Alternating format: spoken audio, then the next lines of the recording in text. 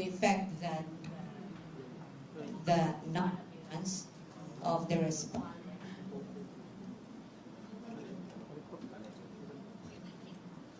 at the committee hearing today is allegedly a disrespect. Let me respond to the second one before I go to the first one.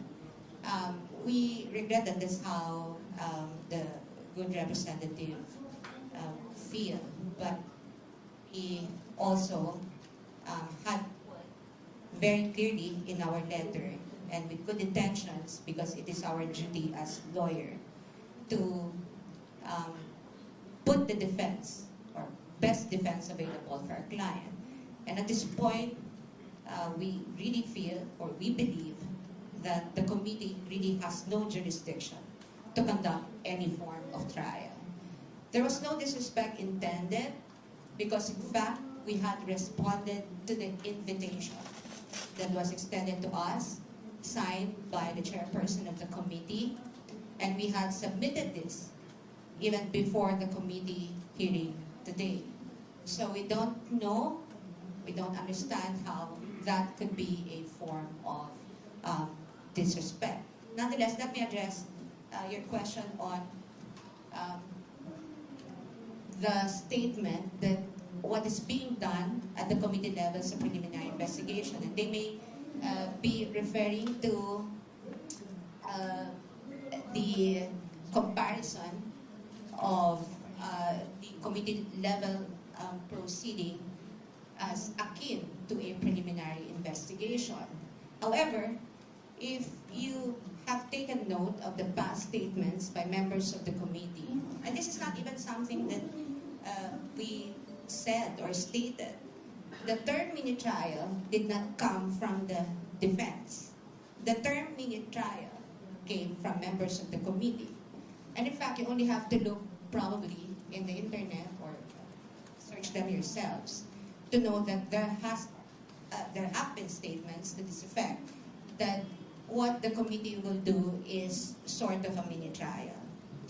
And so our response to that is, given that the Constitution only vests the power and authority to conduct trial in the Senate, then the House of Representatives or any of its committees cannot do that.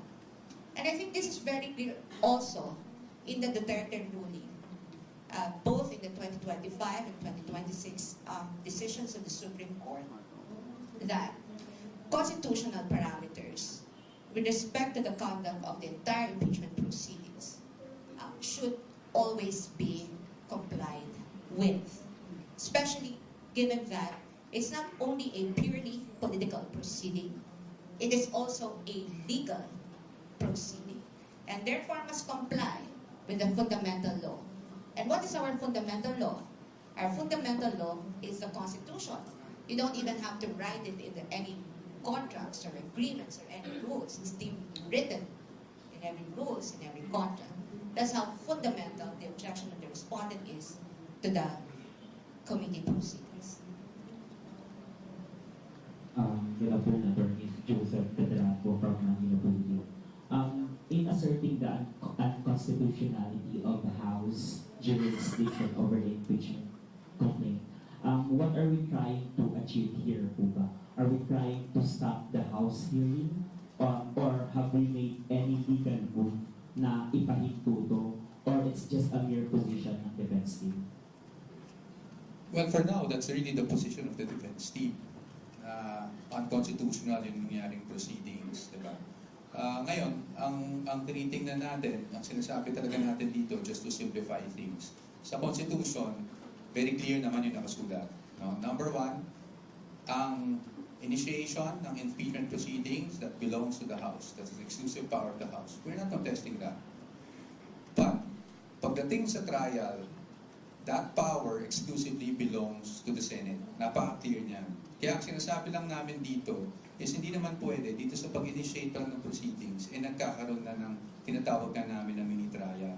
At again, kaklaruhin ko lang, i-emphasize ko lang yung nasabi na ni Atty. Sheila. Hindi po sa amin ang galing yung term na mini-trial. Yan po ay galing sa mga statements, no, ng either Committee of Justice or even other personalities. So hindi po sa amin ang galing yan. That's why we're contesting it.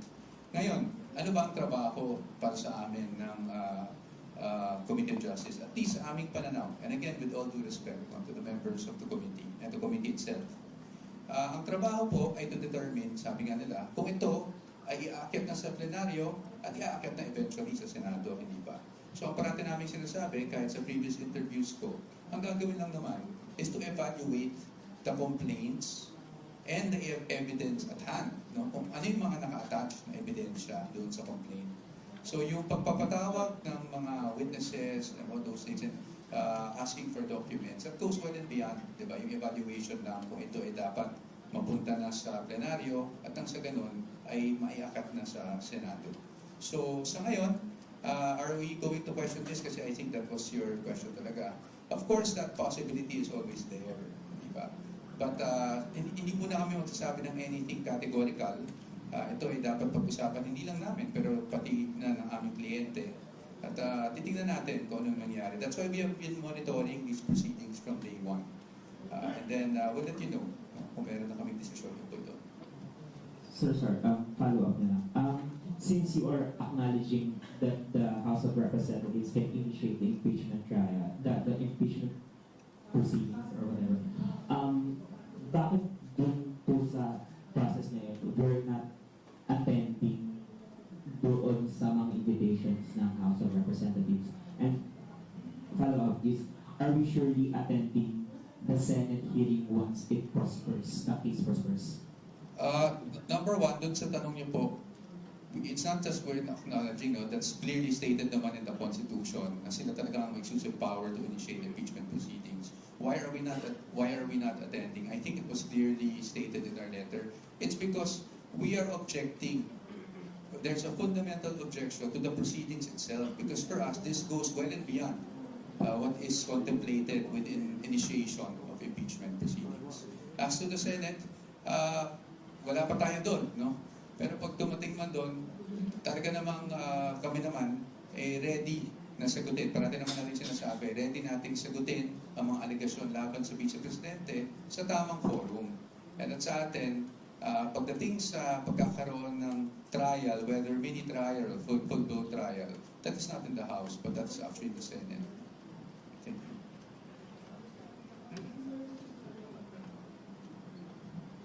Hello, sir. Kanina po yung naglabas ng statement si Vice President Sara Duterte at sinabi nga niya na ang gagawin na pagdinig o ang isinagawang pagdinig niya ay isang fishing expedition. Pwede po ba natin ipaliwanag ito bakit ito nasabi ng vice? Well, again, I have to premise my answer with I'm no longer the spokesperson of the Vice President, so napakahirap naman na maglagay ng salita, no? Mag-interpret ng kanyang mga sinasabi. But at least based on our conversations, nakita naman natin, yun naman talaga ang posisyon natin. When you evaluate these impeachment complaints, the evaluation must solely remain with the complaints and the pieces of evidence attached. Diba?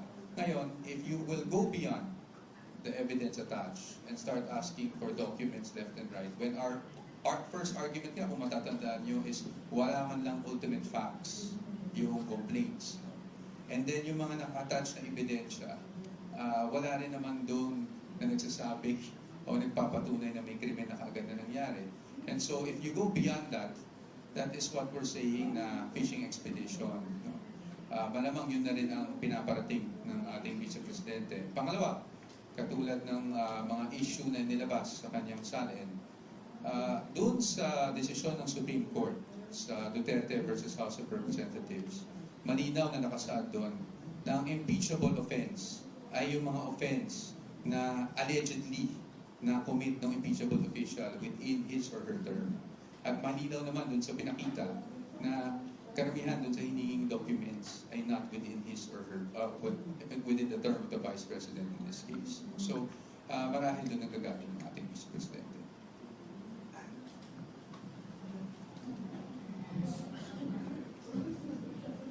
Good afternoon po, Red Mendoza from the Manila Times. I'd just like to note lang po yung mga subpoenas regarding kay dun sa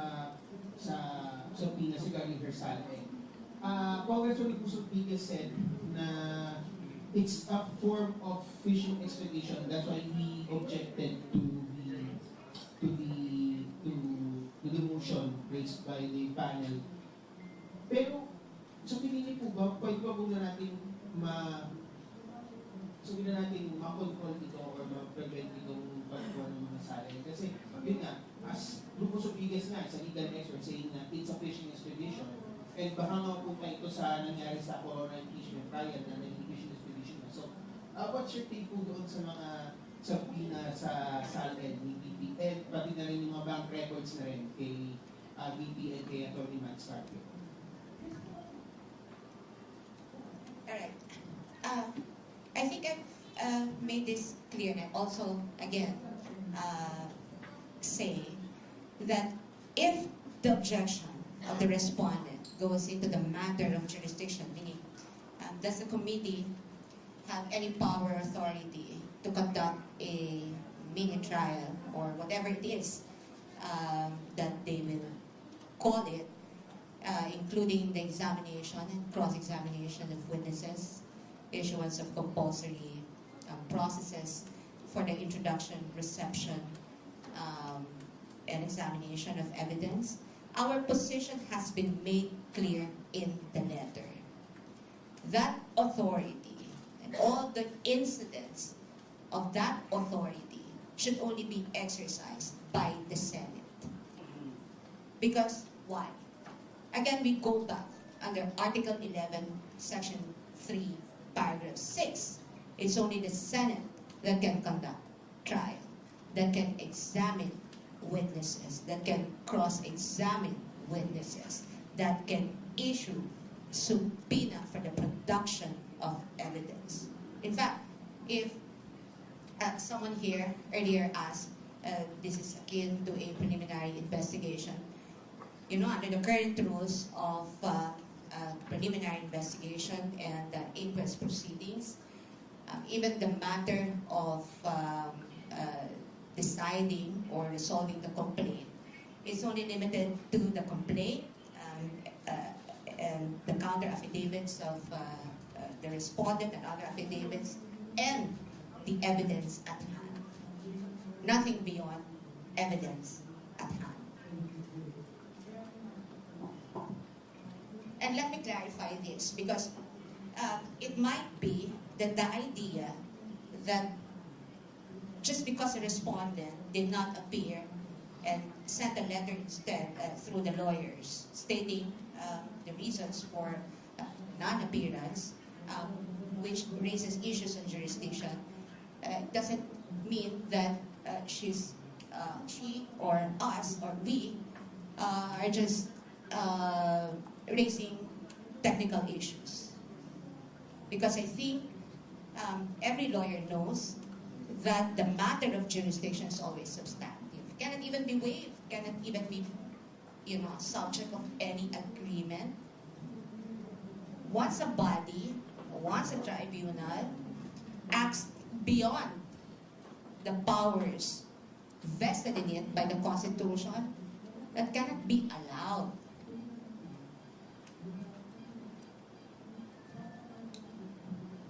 Last question na lang po from my end.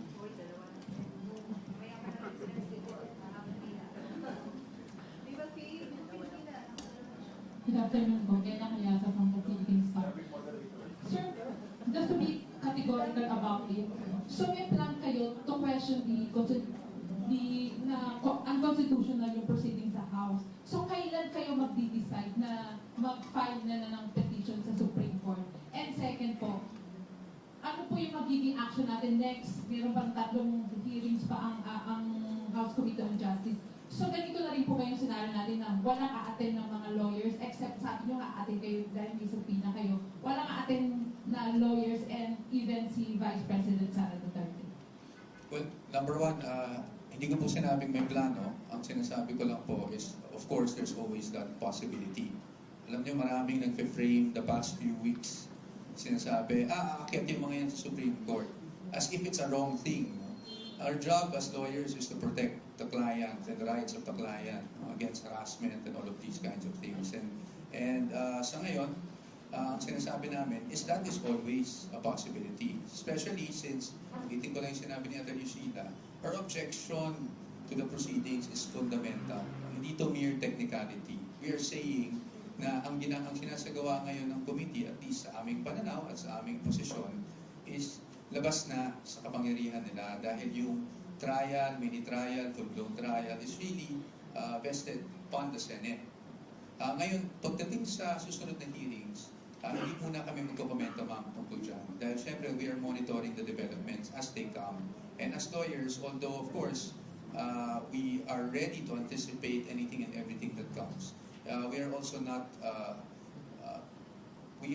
not inclined to telegraph what we plan to do. Thank you.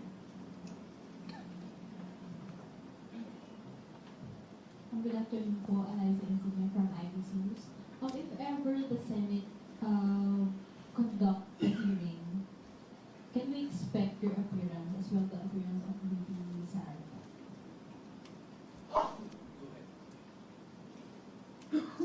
Again, I think our letter is clear. We cannot participate in a proceeding that we think is unconstitutional.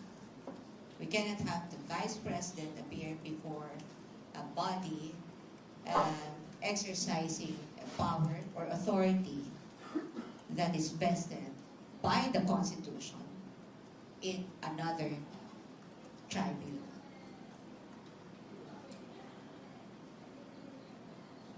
If you notice from the letter that we sent on March 24, 2026, the penultimate paragraph of that is pretty clear that considering that the requests, motions, or similar efforts aimed at obtaining evidence through processes that necessarily presuppose lawful authority, proper jurisdiction, then, which in this case we believe is absent, then we cannot participate in the proceedings. This is not even something new. This is something that every lawyer questioning the jurisdiction of the court on behalf of his or her client.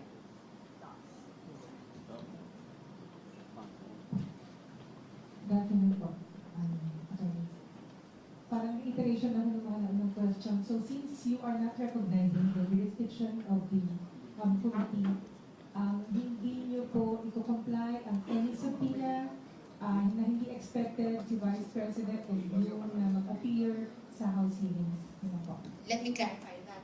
Kasi baka ma-misconstrue eh.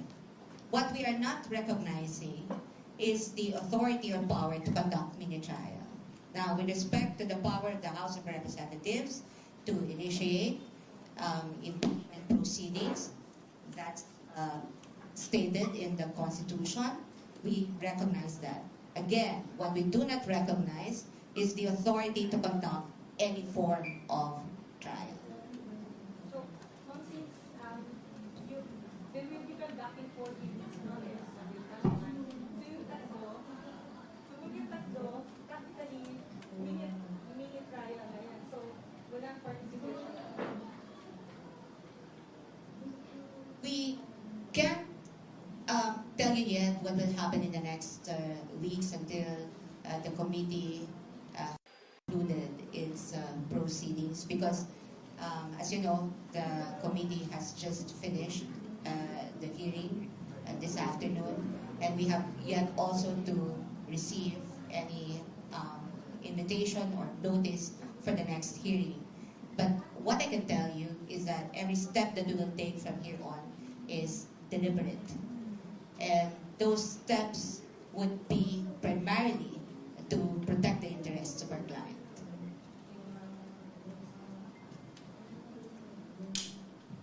Attorney Poa, so to reiterate and to echo also the question of Congresswoman Lima earlier, so yung failure to attend the Vice President and also your team, does it mean you are waiving your right to attend any proceedings? So we do not expect anyone from your team in the coming proceedings. No, I think think that's also clear from the letter. In fact, it's explicit in the letter. Let me read again. As timely stated in the appearance and consolidated answer, both made at Cotelang, the respondent does not waive any jurisdictional or other objections she has to these proceedings, nor her right to seek appropriate legal remedies. I think that's quite clear. Yeah, pero her non-appearance nor the counsel, hindi ba yun ibig sabihin ng ganun attorney? Could you So clarify? you're questioning the jurisdiction. So What is it that they're asking then? Is the respondent waiving her right to present evidence? Of course not. No, the proceedings, attorney. Right to the proceedings. Waiving her rights. The one raised by the Congresswoman earlier. No, definitely not. I think, again, the letter is clear, and our position from the start, starting from the appearance at Cotelang, and the consolidated verified answer at Cotelang, up to this point when we sent the letter, is clear. The Vice President's not waiving any of her rights. Now, if you're asking me, is she waiving her right to present evidence? Definitely, or participation in the proceedings. She will participate before the proper forum, before the body that has jurisdiction to try the case against her. So yun na, hindi sa committee, hindi sa House Justice. Yes, because again, we just have to read the Constitution. The Constitution says, Section 3, Paragraph 6, Article 11, that it is the Senate that shall have the sole power to try and decide all cases of impeachment. Attorney Paul, when the Senate wanted to hold the hearing proceedings sa committee, how do you describe it, sir? Although kanina sinabi niyo na there are a lot of persons who subpoena and documents also like sat in and the rest of the records or other documents well. But generally, how will you describe what the proceedings that happened today? And how will you, as a defense team, talk to Vice President? Well, to us, really, we're questioning the proceedings themselves. No? So I don't want to try to describe it, masasoundbite ako sa isang description. No? But really, to us, all these things go beyond the powers of initiating an impeachment complaint. And that is why we have already stated on the record our fundamental objection to the proceedings that are being conducted at the moment. And clearly for you, it was already a mid-trial.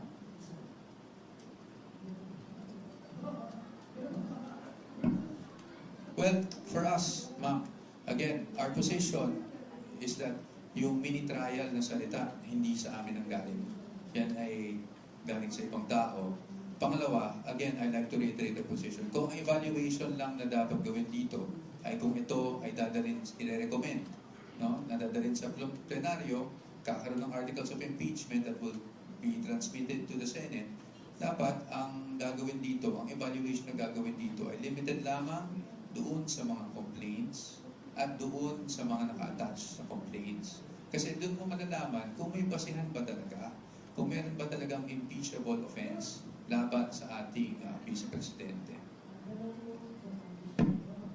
Good afternoon po, Earl Windows po from Net25. Since you said a while ago po that the hearing is unconstitutional, are we considering